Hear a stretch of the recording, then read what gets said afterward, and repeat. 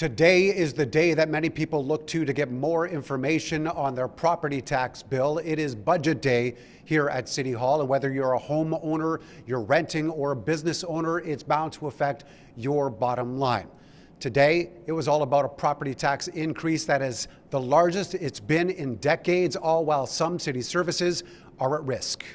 I recognize it is nonetheless a significant increase and that we're asking people to pay more.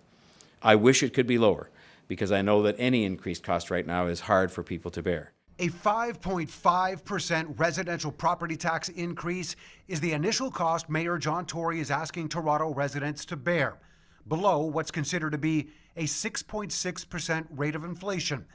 But add that to a 1.5% increase to the levy for the City Building Fund, and the total hits 7% increase as part of this year's city budget. All that adds up to at least an extra $233 for the average homeowner in 2023. At the end of the day, I have to be responsible in achieving an appropriate balance between serving people and making sure we don't make the burden too high on them, and keeping taxes reasonable and generally prudently running the affairs of the city. Tory points at the increase in spending for emergency services like police and paramedics, in addition to the budget for housing and the TTC, fueling the need for more funding, all while trying to erase what the city now says is a $1.56 billion shortfall over a couple of years based on COVID-19 expenses. It just assumes that billions of dollars are going to fall out of the sky from other governments to fix our problems.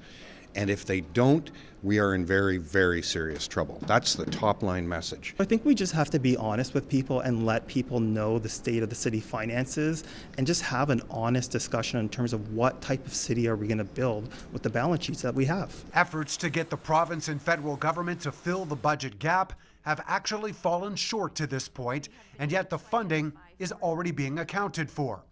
City officials say if there's a need to find money elsewhere, it could amount to capital infrastructure projects being put on the back burner and piling up. We can already see the deterioration in the shabby state in the parks, the libraries being closed on Sundays, the bathrooms being closed, the streets being full of potholes. We can see it everywhere, and we're on track to make it very much worse over the next decade. So that gives me concern. The importance of this city to the provincial and national economy, and the importance of this city in and of itself being healthy and able to recover strongly, was requiring of support from the governments that collect income taxes, sales taxes, corporate taxes with grow which the economy. It's not lost on me that those two governments are both running a surplus at the moment. We're not. On top of all that, a 3% increase on your water bill, another 3% on your waste bill as well. Now, Tory does have the opportunity to push this budget through given his new strong mayor powers, but he does say he plans on listening to councillors and to the public for any suggestions they may have over the next few weeks. The final approval comes on February 14th. Mark McAllister, City News.